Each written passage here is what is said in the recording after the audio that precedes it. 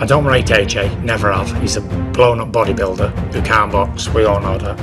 When comparing a bodybuilder to a boxer, it's important to understand that they are involved in different disciplines and have different training focuses. How did you end up training, a world champion bodybuilder training a boxer? I've not heard that before. The relationship between boxing and bodybuilding is one of synergy, where the physical conditioning aspects of bodybuilding complement the strength, power, and endurance required in boxing.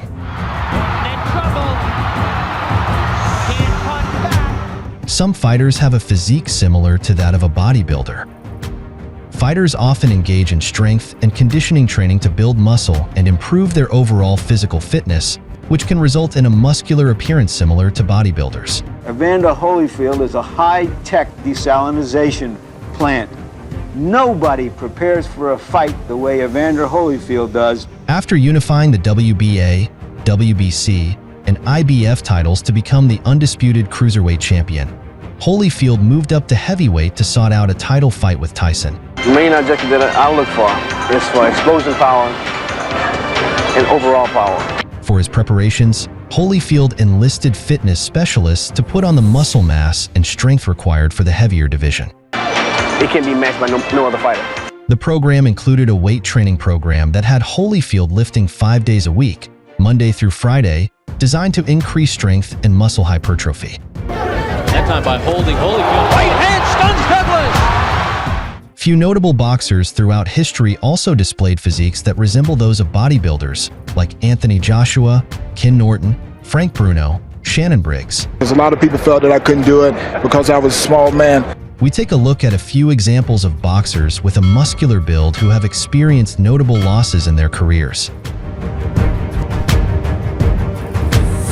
Anthony, don't underestimate this little fat boy. I'm coming for you.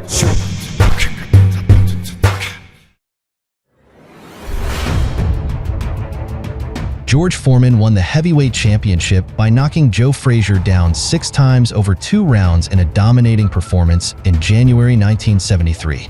George Foreman is the heavyweight champion of the world. Foreman then needed only 2 minutes to dismiss the unworthy Jose Roman that September in his next fight, making his March 1974 defense against Ken Norton in Caracas his first true test as champion.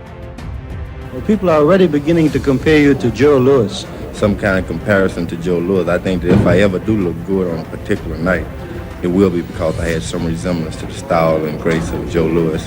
Norton earned the title shot by splitting a pair of fights with Muhammad Ali the previous year, breaking Ali's jaw in the process. During this fight, I would prove myself a very worthy challenger for George's title. Considered one of the few heavyweights capable of matching Foreman's awesome size and power, Norton's tight defense was expected to pose problems for the towering Texan. Right hand to the kidney, that's a punch you gotta watch out. There's a good left hand, the best. Foreman followed his opponent patiently, with his hands low, looking to parry Norton's left and respond with his own heavy jab. Oh, good right hand on the left-hand side of the face of Norton. Norton is a bit stunned. In just 5 minutes of action, the Adonis-like fighter from Jacksonville was blasted to the canvas 3 times by the hammering blows of Foreman. His legs are rubbery as the left hand goes to the side of his head. A right uppercut, a left jab, and a vicious left sends Norton crumbling to the canvas for the second time. All over, and it is all over. George Foreman retains the heavy. The man is strong. Got a good jab, which surprised me. Norton was later awarded the WBC belt on a technicality, which he promptly lost in one of the greatest heavyweight fights of all time against Larry Holmes.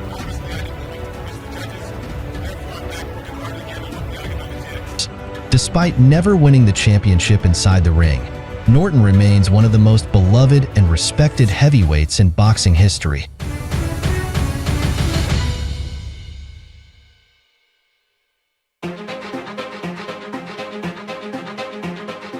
After a 16-month hiatus from the sport, Frank Bruno chose to jump in at the deep end when he returned on February 25, 1989 by challenging a then-undefeated and imperious Mike Tyson for his WBC, WBA, and IBF World Heavyweight titles. Oh, Tyson this, Iron Mike this, Iron that. You don't realize that the guy had a car crash, he damaged his hand. Frank Bruno had the body, the charisma, the heart, and the booming laugh which made him adored by the public. He's so personable, so pleasant, so down to earth and honest, and I think people like that. His last fight had come in 1987, an 8th-round stoppage of an aging Joe Bugner. And while his supporters felt his record proved he was capable of upsetting the odds, his standing as mandatory challenger became questionable under closer inspection.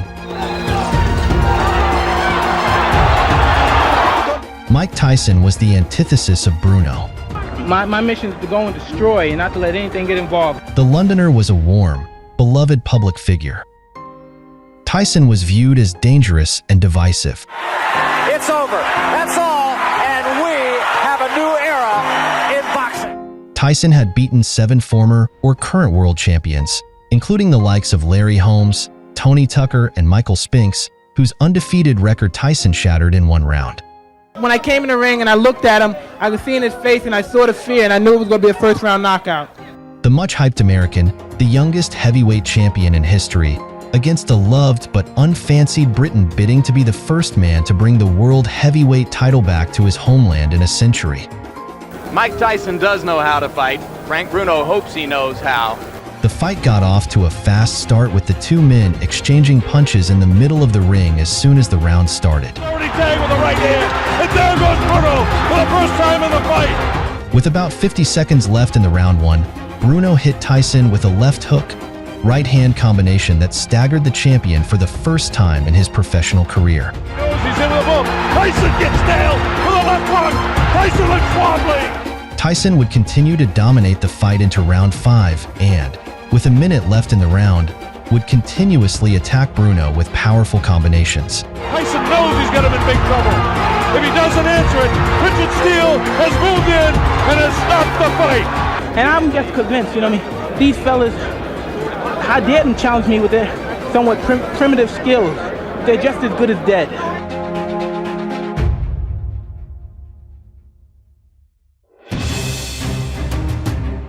Anthony Joshua has crammed a lot of drama into a relatively short amateur career and 25 professional bouts.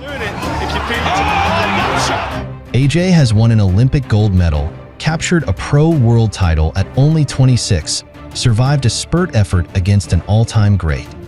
June the 1st, I'll be traveling to MSG, abbreviated for Madison Square Gardens. Late replacement Andy Ruiz Jr. had no chance to win this fight. Anthony, don't underestimate this little fat boy. I'm coming for you.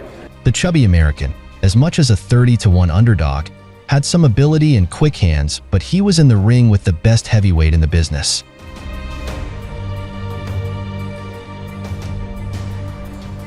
Then came a crazy round 3 and Joshua would never be the same. Really train a man, and a hook lands as well. The champion put Ruiz down with a left hook less than a minute into the round 3. Ruiz mixes it up. Good uppercut and a hook. Puts Ruiz down. Ruiz took a big right and then, moments later, landed a left hook to side of Joshua's head that shook him badly. Joshua fought bravely the next few rounds, but went down 2 more times in round 7 and, with no answers to Ruiz's onslaught, he more or less gave up. Joshua with the hard jab. Trying to answer, but he's taking him down again. Wow. Referee Michael Griffin stopped the fight at 1:27 of the round, making Ruiz the heavyweight champ and raising serious questions about Joshua. He was just lucky. It was just that it was the perfect punch that anyone could ask for, do you know what I mean?